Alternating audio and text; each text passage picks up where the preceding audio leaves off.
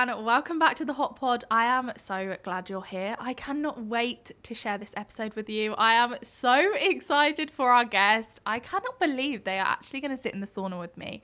I am sure you're going to have a wealth of knowledge and are going to go away from this episode thinking, wow, I feel really great and empowered. So stay tuned and let's see who's coming on. Today is episode 3 and I'm joined by the lovely Hannah, who is a mindset and manifestation coach, and I cannot wait for you to have an insight to the value that she brings. Hello and welcome to episode 3 of the Hot Pod. Today I'm joined by Hannah, who is a mindset and manifestation coach. She's here to share her story, share some value and tell us all about manifesting. Hannah, hello. Hello, thank you for having me. No problem at all. I am honoured that you've come onto my podcast. I'm so excited. How has it been in a sauna? It's cozy, it's warm, it's a good podcast location. I feel like the sound is good. Yeah. Feel very relaxed.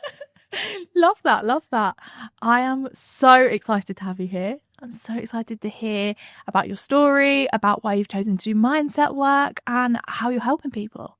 Thank you. I'm excited to get into it all. I feel like I'm such an open book, so like no questions are too much. I'm like, share away. Tell everyone everything. Amazing. What first interested you in mindset work? So getting deep real quick. I know, a bit much. No, it's fine. I had a really bad time with my mental health when I was younger. So I was diagnosed with a whole load of depression, anxiety, PTSD, eating disorders, the lot. I had a huge list of diagnoses and I'd go to the doctors and I'd be like, I need something to help me. Yeah. And they'd say either try this new medication, which never seemed to work for me, or the side effects were too much, or take a deep breath, have a bath, go on a walk. And I just found the whole system to be really invalidating of how bad I felt. I found that as well. It's really hard, isn't it? It's just so... It was never taken seriously for me. Yeah, they just shut it down so quickly. Yeah. And I think that although now I know the value of all those things that they suggested, it felt like a throwaway comment, as it completely invalidated how much I was struggling, because they'd say, oh, just go for a walk. Yeah. Obviously, now that I understand the benefits of walking and exercise is a different story. Oh. So I went to uni to study psychology. And then after that, I feel like I had a bit of a realization that everything is interconnected. And if I want my mindset to change and my life to change, then I'm going to have to do the work on myself. I can't get a fix from somebody else. Yeah. Love that. When did you sort of realize that so you went to uni and you studied psychology. Why did you decide to study psychology?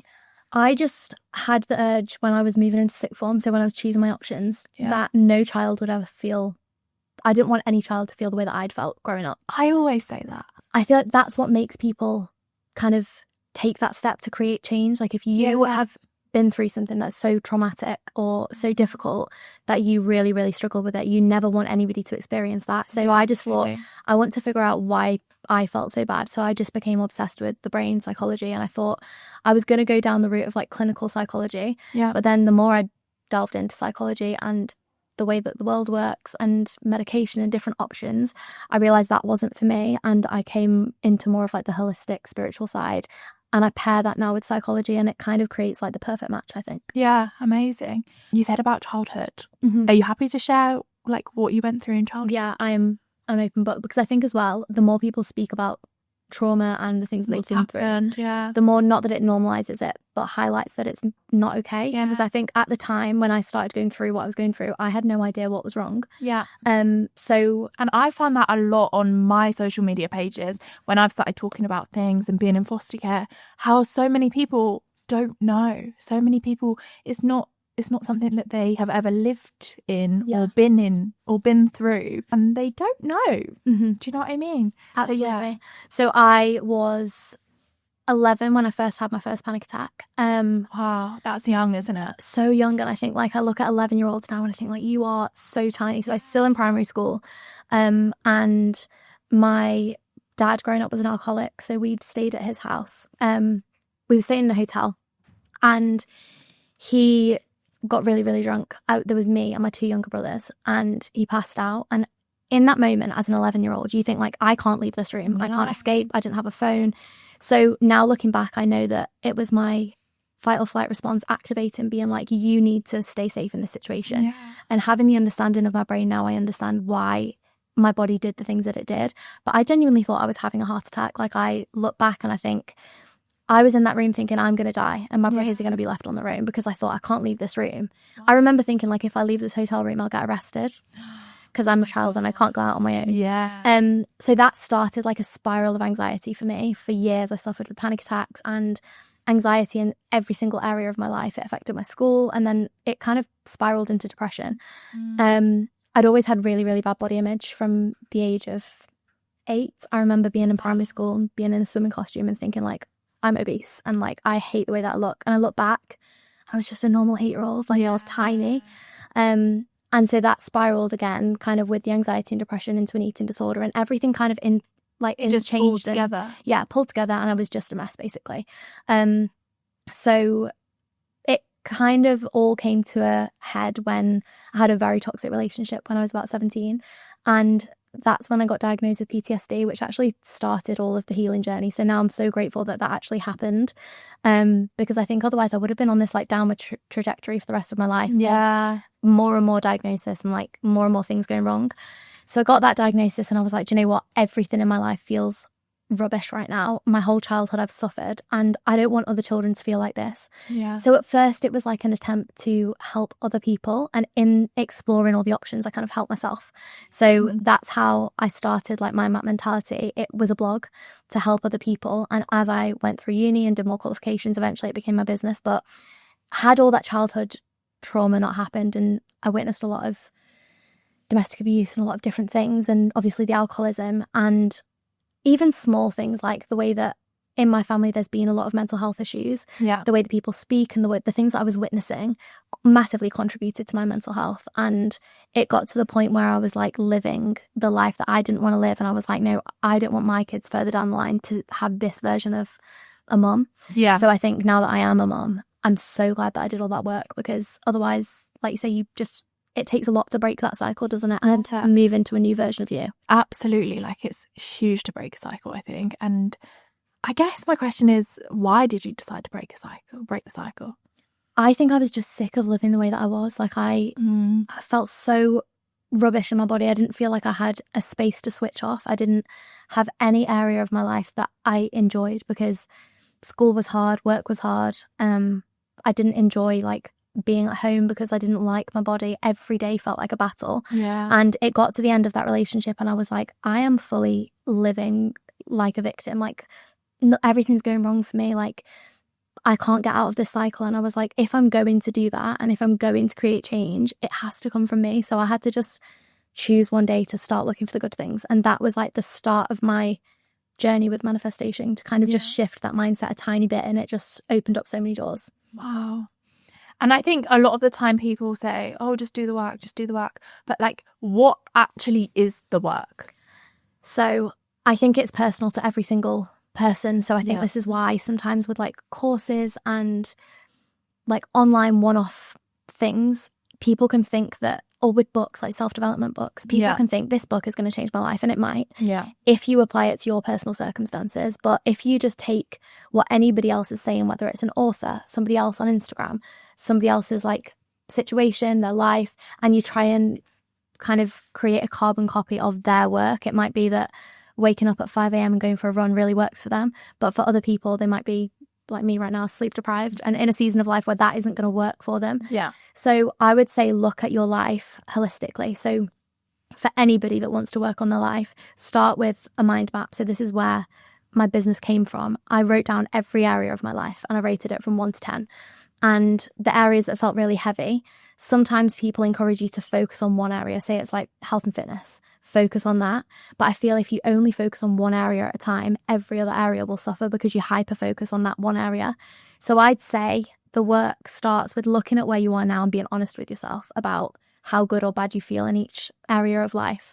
And once you've rated it and you can see which areas need work, try and create tiny, tiny steps in those areas. So instead of going like full whack and being like, I'm going to run a marathon, it might be that you promise yourself to start having connection with friends. So it might be ringing your friend once a week and having an actual conversation rather than just checking in on text. It might be that you start exercising daily, even if it's just for 5 minutes, you put on some yoga. It might be taking a deep breath before you get out of bed in the morning. These tiny, tiny steps. And then across the board, you'll start to feel better. And as that kind of improves, your mindset will improve. And as your mindset improves, you feel more motivated to do more. Yeah. Crazy, actually, isn't it? Mm-hmm. How such small things can make such a huge impact. Yeah, and I think people don't realise that it can be as easy as like one tiny thing being the spark to ignite so much more motivation across your life. Yeah. How do you stay motivated? Like, how would you coach people to stay motivated? I would say, for me, I definitely don't stay consistently motivated all the time. Yeah. I have ADHD, and I think that leaning into the fact that I don't stay motivated all the time is completely fine. Yeah. Because then I will be hyper motivated on certain days. So I always look at each client as they are. But if you're someone like me that doesn't stay motivated all the time, lean into when you feel good and when you don't feel good. On the days where you don't feel good, if you're trying to push through and repress how you really feel, you're going to pretend that you're going to be productive, or you're going to do the things that you say you're going to do, and they're going to be so difficult that you probably won't even end up doing them. So then you feel this sense of failure, or like you've not done what you set out to. Yeah. Whereas if you kind of accept that on the slower days or the lower days, that okay, things aren't happening today, how can I adjust to meet my needs and look after myself? The next day you'll feel so much more positive. Yeah. But if you're somebody who kind of has a baseline level of motivation and likes routine, I would say start small so you can stay consistent, you can keep those promises to yourself, and don't set huge goals that are completely unachievable because they're so big. Just start with like one tiny promise to yourself a day and build that trust with yourself. Yeah. And when you're setting goals with your clients, how do you go about that? So we always do like the holistic life audit, look at every life area. Some people will hear that and think, oh my God, like I can't set goals in every life area. But you want to make them so small that they don't feel like huge. A goal. Yeah. It just feels like your obvious next step. Yeah. And like a change in your behavior. If you look at where you want to be in life in 10 years time or 5 years time, or that big end goal, I always say think about that and think about how it makes you feel. This is like key for manifestation. If you are manifesting because you think that you want this materialistic thing, whether it's a house, a bag, a car, you think you want this thing, ask yourself why. So it might be, oh well, I want a nice house because I want my kids to have space to play. So then ask yourself why. And eventually when you've asked yourself why again and again, you get to a feeling. So I always say goals need to have an emotional driver, which is that feeling. So then instead of focusing on the house, the bag, the car, whatever it is, you focus on that feeling, and that feels so much more achievable than focusing on this materialistic external goal, because you can already feel that today. Even if it's 5%, it might be 10% tomorrow, and you can slowly build up to feeling more of that emotion throughout your life. Yeah, that's so interesting. I've never thought about it like that. Like, I'm desperate to buy a house, but I actually don't know how that would feel.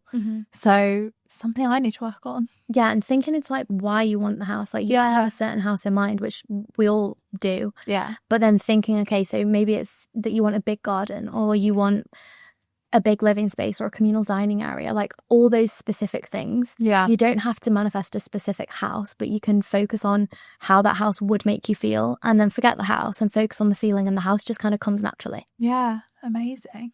So in regards to manifesting and manifestation and things like that, what are your top tips?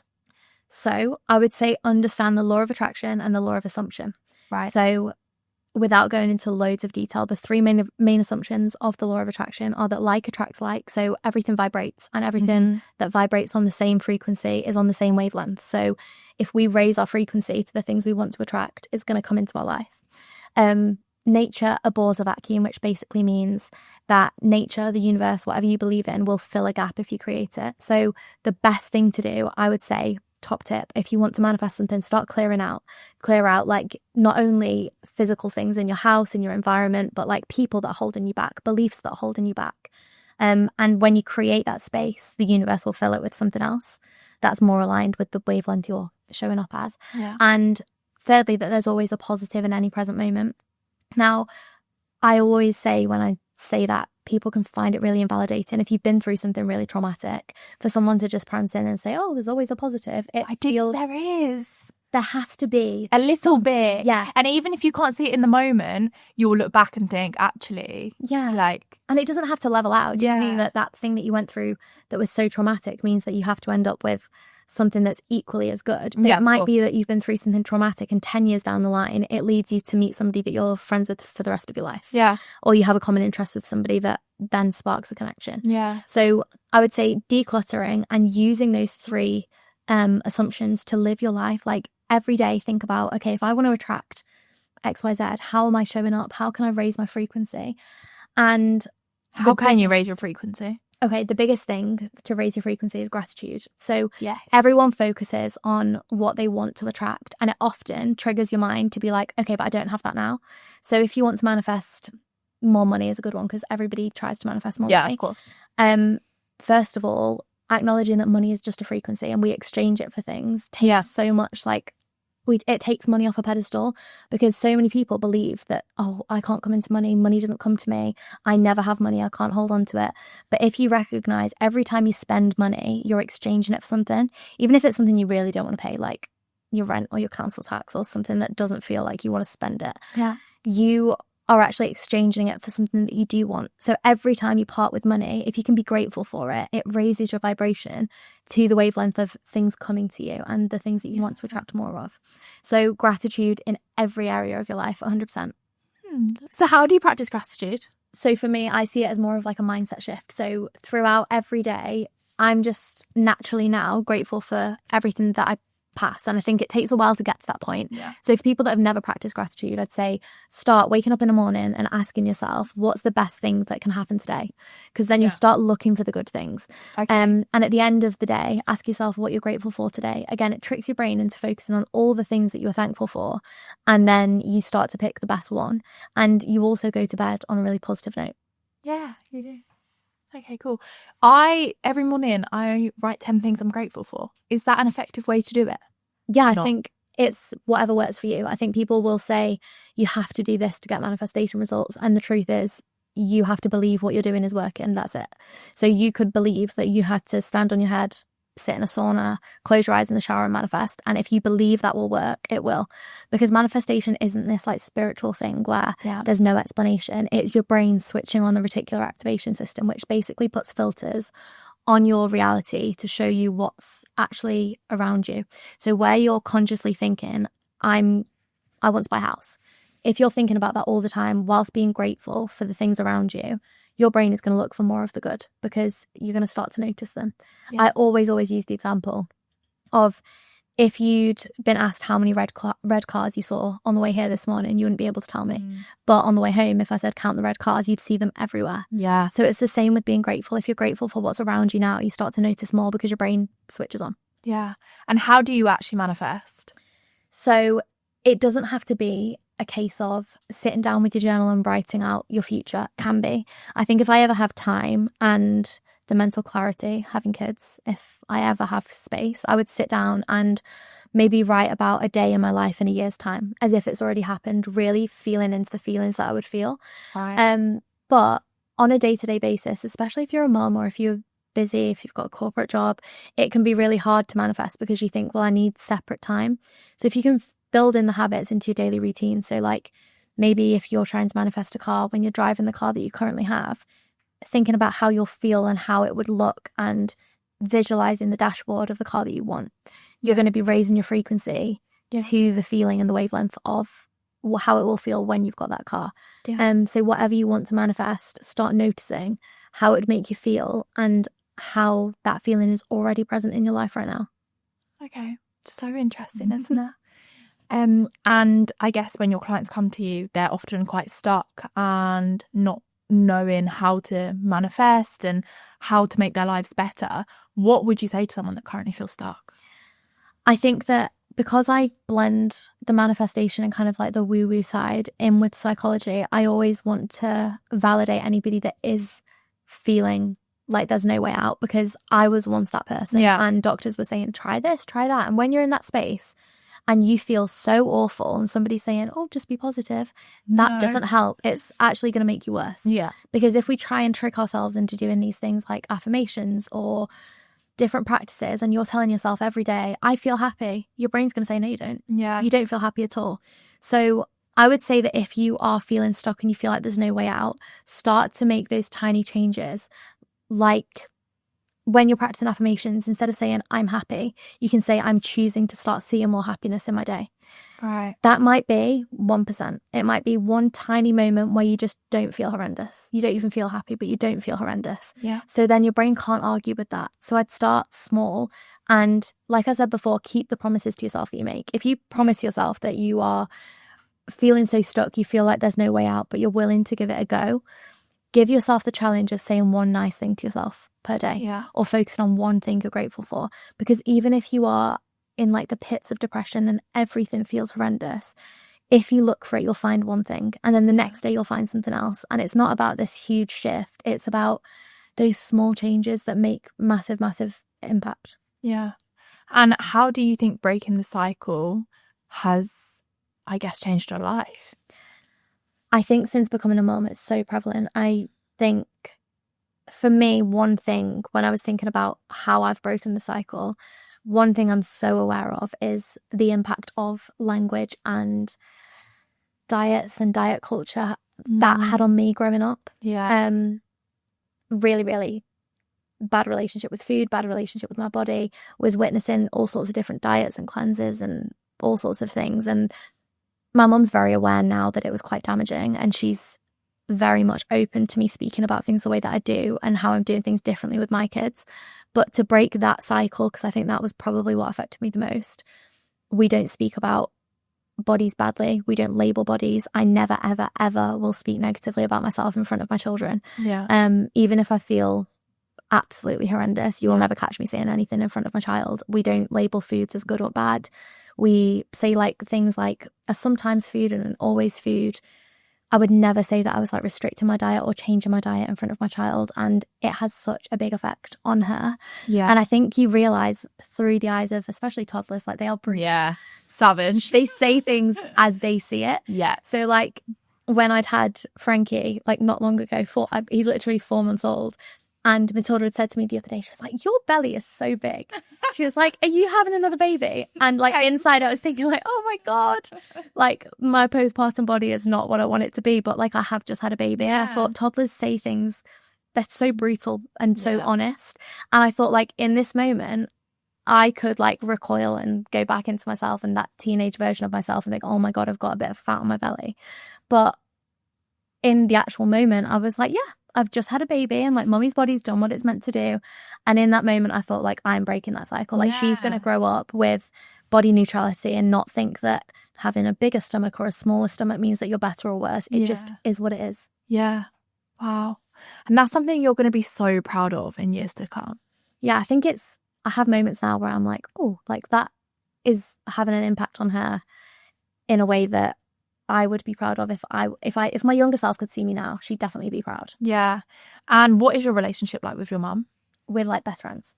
Yeah, Goodness. we are really, really close. And I'm so lucky that my mum is quite open to manifestation and personal development, and she's very open in the fact that she says like, I was just doing what I thought was best. Yeah. And I think this with motherhood all the time. We're all winging it. We're all doing what we think is best in the moment. And it might be years down the line to come, we get new information, new experiences, and we look back and we think, do you know what, that wasn't the best way. But at the time, I think we're all just doing the best that we can with the information that we've got. And that might be childhood trauma, bad experiences from their own parents. It might be the circumstances have made things really difficult. And that doesn't mean that everything parents do is okay. Yeah. But I think that as mums, especially that are like self-aware and trying to be good mums, that we are breaking that cycle in small ways. Yeah.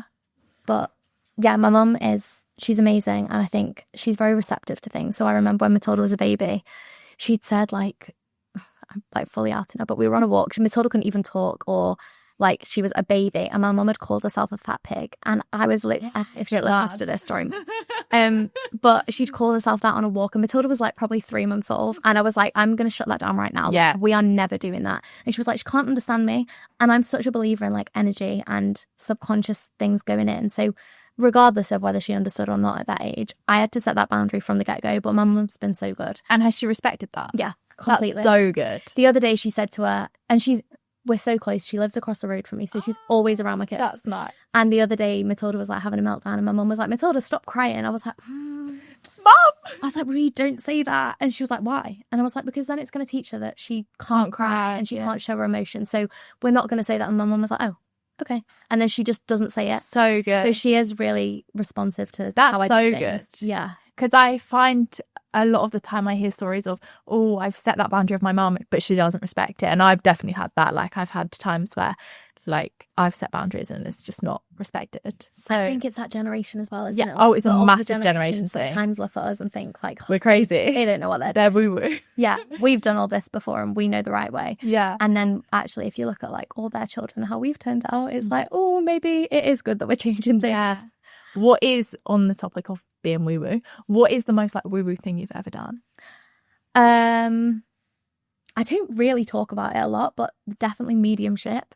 So this is something I didn't believe in at all. Like, I love a reading. I used to think this is a load of rubbish. And I was at a psychic night once with my auntie. I'd still go to them. Yeah, of course. And I'd be like, oh, what a load of rubbish.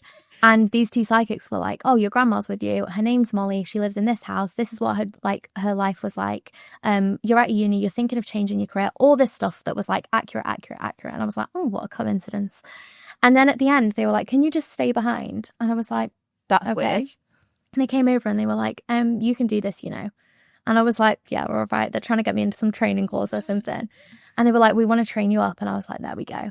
Yeah. And they were like, no, for free. And I was like, well, I don't even live around here. I was in Cornwall at the time. I was like, I don't live here. I'm going home. And they were like, just promise us that you'll go to an open circle. So like Spiritualist Church do these open circles. It's just a place where normal people go and they can like open up to mediumship. So I went with my best friend and I was like, you're coming with me. And we sat down and the woman that was running the circle said, anything that you get, you have to give because it's somebody's past relative trying to come through and it's not fair if you don't say it. And I got such a strong, like, image in my head. It was this birthday party. There was, like, an old cooker and a mum in, like, an apron, kids running around. I could describe the whole room. Wow. And I was sat there thinking, I'm not saying this. I sound like a lunatic. Like, it's obviously just my imagination. And then the woman looked at me and she was like, you've got something. And I was like, no. And she was like, you have to say it. She was like, about the party. And I was like, how do you know? How did she know that? I don't know. So I said it with all the detail and I kept saying like, I'm probably just making this up. It's probably just in my head. And then a woman who was just like me, a normal woman that had attended this circle, she was like, that's my childhood. It was my twin sister and my mum. And it was their birthday party when they were 8. I don't know how that worked. So until I'd had that experience, I didn't believe psychics. Like I thought they were making it up. And I still don't know how it happened. I still don't know if I do it. But when I do readings, like I do get, I don't really do them that often anymore, but I do get really accurate stuff that I can't explain. I don't know how it happens. So I kind of just like leave it there and I'm like, well, there's the information. And people are like, oh my God, how do you do that? I'm like, I don't really know. That's crazy. That is So such scary. a skill. It's like such a spooky thing because you're like, at first you think you are just imagining it until somebody else is like, oh my God, that's my granddad or like that's the name of this person. And I don't know how I do it. And you think it's beneficial for people to have readings? I think you have to be in the right place for it and you have to kind of be open to it to get anything. If you go into a reading and you're like, this is a load of rubbish and I'm so skeptical, anything that the person says to you, you're going to be like, well, you're looking for it not to resonate. Similarly, you could get information that's kind of like give or take. And if you're really wanting something, you'll take it. Yeah. I think you have to be at the right point in your journey. If you're like really suffering with grief and you're not ready to connect with that person, it could be quite damaging, or it could be really healing for somebody to be able to know that they can connect with somebody that's passed. Yeah. What are your thoughts on, because I don't know how I feel about this. So I love having readings. Like I'll have a reading all the time if I could. I try and keep it to like every 3 months though, otherwise I don't really see the point of having it all the time. But what is your thoughts on having a reading with someone that follows you on social media or like knows a bit about you? Because I don't know how I feel about it. Yeah, if they're giving you information that like is openly on your socials, then I'd be like, well, there's not, you can't prove it. So like, I don't know, I think if you were booking someone and you had a big following on social media and then you were like, you gave your name, they could just search me. This is my issue with booking a reading. Like, I just think if I book a reading with my name, they could just search my name and then see my whole Instagram, my Facebook, everything. Yeah. Okay, like anyone, not even me because I've got a higher following, but anyone they could just search you and find out information from you, no? I do think that like the people that will be good at readings and that you'll leave being like, oh, that was good. You know the difference, because I go to a woman who has literally predicted everything in my life, like predicted both pregnancies, genders of my children, the date my child was born. The only thing she's ever got wrong was Frankie's, but the date that he was born. She said it would be one day after. But I did have a sweep, so who knows? But she's like predicted things to a date, but she's just a little old lady that lives in a normal house, and you just go to her in a kitchen. She doesn't care what you do. She doesn't know anything about me. And I always leave and I'm like, oh, that was spooky. Like there's things that there's always something that could never be on social media. Yeah. Okay, I get you. What would you say is the biggest misconception of manifestation and I guess what the work you do? I think that it's going to be a quick fix. Like you can sign up with a coach, you can invest in some sort of service, whether it's a reading or whether it's like actually going to somebody for coaching or therapy, and it's going to change overnight. I do think though with like manifestation, law of attraction, once you decide like things are changing, you start to see it instantly. They change. Yeah. I had the most, this is going off on a tangent, but I had the most like testing journey this morning to get here. Like my train was delayed. I missed my connecting train to London, and that could have sent me into a spiral. 5 years ago, it would have sent me into a spiral. I would have been stood in the train station having a panic attack, not knowing what to do. And instead, I chose like, no, I'm shifting my energy. I'll get the next train. I'll go down. I got like the quickest train. So I actually got here quicker than I would have if I'd got my original train. Oh, that's handy. Yeah. Booked to get my hair cut at a salon near here.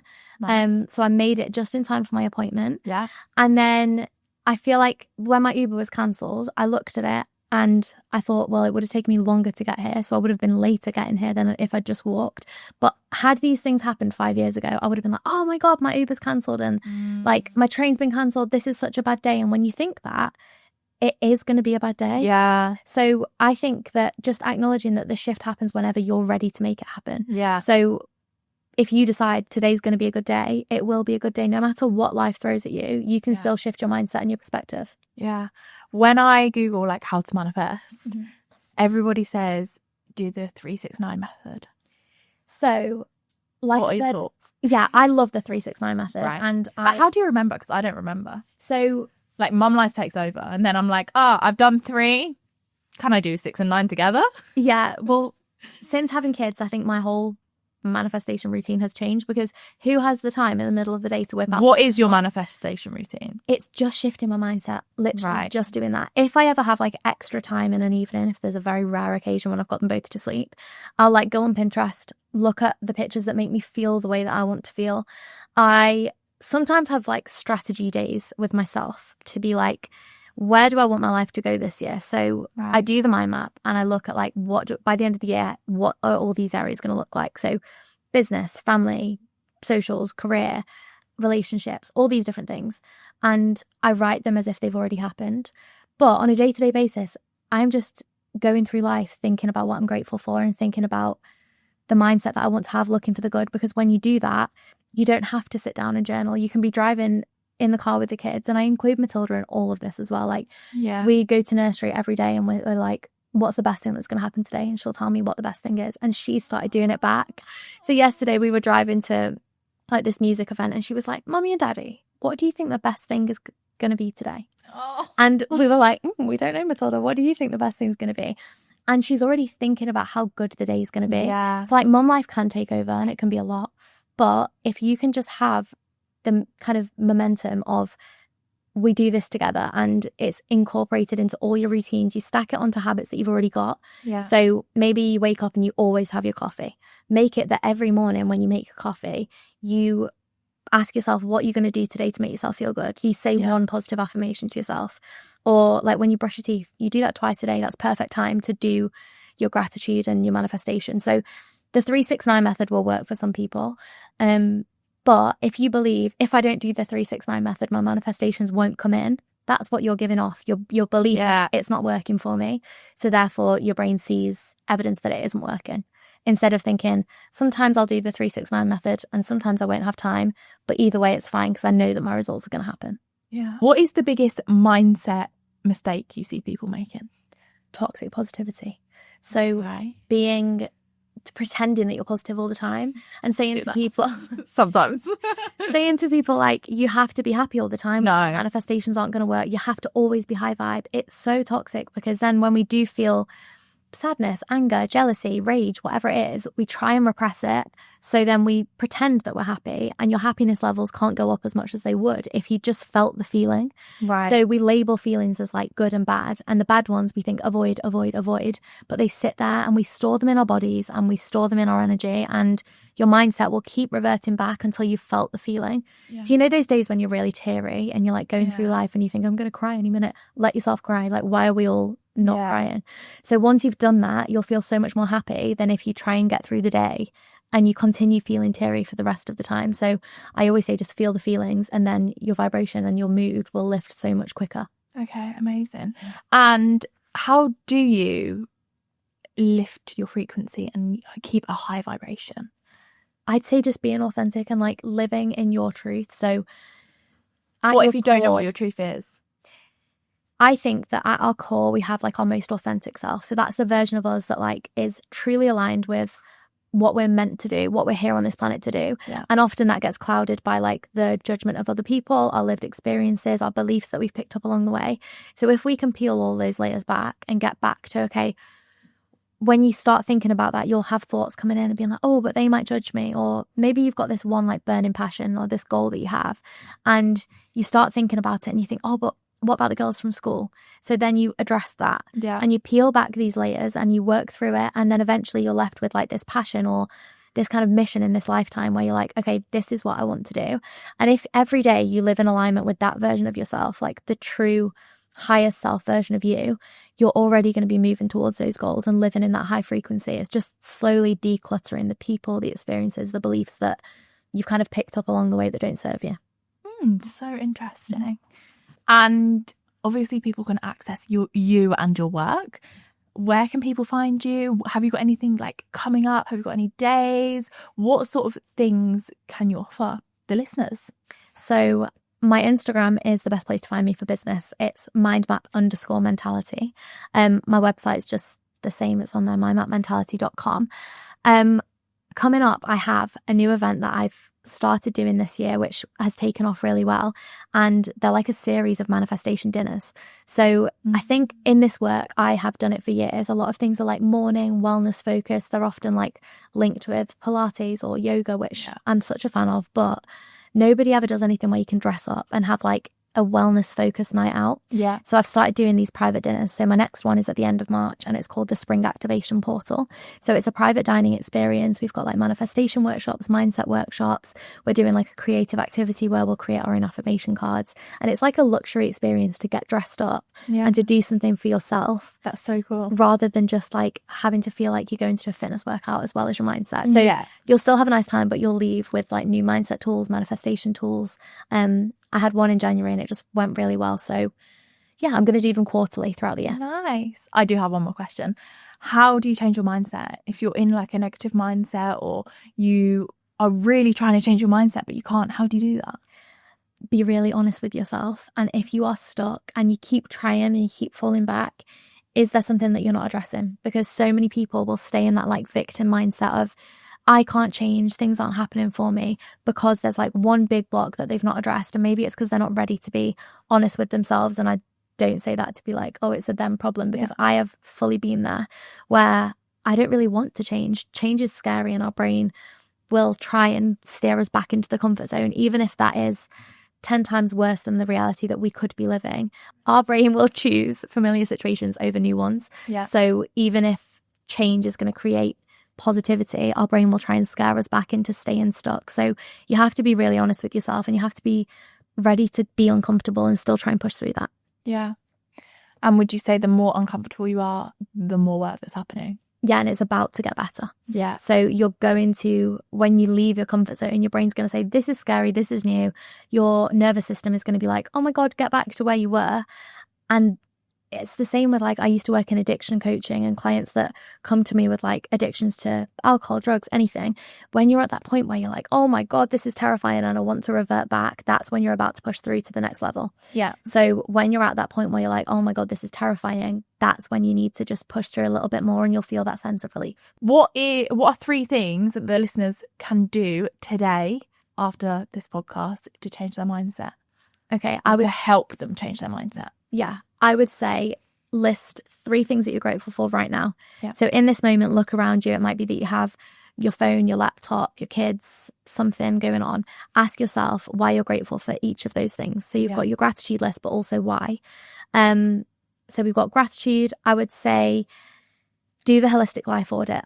I have an ebook as well, if anybody wants that. It's free, where it'll guide you through that process. Amazing. But go through the holistic life audit and be honest with yourself about where you're not happy. A lot of people will repress that and just ignore it. If there's one area that they don't want to face, they'll be like, oh, it's fine. Yeah. Be honest. And the third thing, in your ebook, are all the areas in there? The areas that I'd say to to kind of focus on, but everyone's going to be different. There's space to add your own as well if there's something that isn't covered. But if you don't want to get that, you can also look at the Wheel of Life. That's quite a comprehensive one. So yeah, I'd say do an audit, gratitude, and I'd say start being kinder to yourself. None of your goals are possible without self-belief. And if you are trying to achieve something, trying to change, trying to break a cycle, trying to shift your mindset, and you don't believe it's possible for you, it won't be. So start with the self-belief work, and then everything else follows. And I do have one final thing. Our previous guest, Ice Bath Harry, has asked you a question. Okay. Are you ready to answer? Yes. He asked, what is the toughest thing you've ever had to overcome? I would say, without being too vague, because I think it is a big thing, the pressure of other people's opinions, caring what people think. Yeah. I think it holds so many of us back. And especially when I was at that like turning point where I just got out of that relationship, I had a really awful experience around that time with like girls from school. And if you let that hold you back, like the opinions of other people, I wouldn't be doing what I do now. Like my whole life would have been different. So eventually I had to just be like, do you know what? People are going to think what I do is embarrassing, especially with things like posting on social media. People will think, like, it will stop you from so many amazing opportunities if you allow other people's opinions to stop you. Yeah. So I'd say the toughest thing is like moving through the opinions of others and realizing that it don't matter at all. Because that's unlocked the biggest doors for me. Thank you so much. You've brought so much value to this episode. I'm so glad. I think the listeners are going to go away with so much information that they can work on. It was such a lovely experience to share the pod with you. And yeah, thank you. Thank you for having me. How good was that episode? I have taken so much away from that, and I hope you guys have too. I absolutely loved talking to Hannah. I loved her advice, and I really think she's given us all so much value. So if you like the podcast, then please like, save, subscribe, share, just spread the word, because the more the word gets spread, the more episodes I can create and the more value I can bring you. If you loved listening to Hannah, please do leave a 5-star review. It will mean the world to me, and it makes this podcast happen. See you next week for episode 4. Goodbye. Thank you so much for listening to that episode. I hope you found it helpful, and I really hope that you got a wealth of knowledge from it, because I absolutely did, and I found it so inspiring and empowering. So I hope you did too. Don't forget that every single week on Tuesday, the Hot Pod drops a new episode. So please stay tuned and please keep listening. If you like this episode, please like, comment, share, subscribe, you name it, get the word out. The more that we can get the word out of this podcast, the more stories I can share, the more guests I can bring on, and the more value that I can ultimately give you, which is exactly what I want to do. That is my aim of the game here, and I just really want to keep sharing people's stories about cycle breaking and really get to terms with everybody is breaking a cycle in their life. See you next week for another episode. Have a good week.